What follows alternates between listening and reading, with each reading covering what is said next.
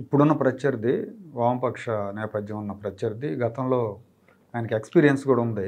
So ఆయనకి YCP ఇండైరెక్ట్గా తెర వెనక సపోర్ట్ చేస్తుందనేది జగన్మోహన్ రెడ్డి గారు వైసీపీ శ్రేణులకి అంటే వైసీపీ నాయకులకి కొంతమందికి చెప్పారు. రాజా గెలవకూడదు, గట్టిగా మీరు పనిచేయండి. వాళ్ళిద్దరూ సఖ్యతగా లేరనడానికి మనం చెప్పుకోవాల్సిన అవసరం, ఖచ్చితంగా సఖ్యతగా ఉండాల్సిన అవసరం ఉంటారు రాజకీయంగా. ఇద్దరికీ అవసరం.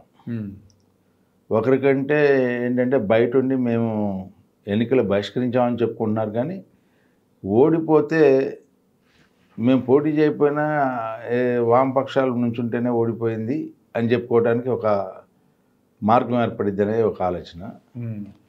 రెండవది, సహజంగా జగన్మోహన్ రెడ్డి గారి ఆలోచన విధానం రెండో అవతారం ఎత్తానంటున్నాడు. ఎదురువాడి భుజం మీద తుపాకి పెట్టి కాల్చాలి అని చెప్పే ప్రయత్నం కూడా చేస్తానికి ఒక ఆస్కారం ఉంటుంది. మరి ఎందుకు ఆ రకమైనటువంటి ఆలోచన చేయటానికి 100కి 200 పాళ్ళు ఆస్కారం ఉంటుందని చెప్పి నేను అనుకుంటున్నాను.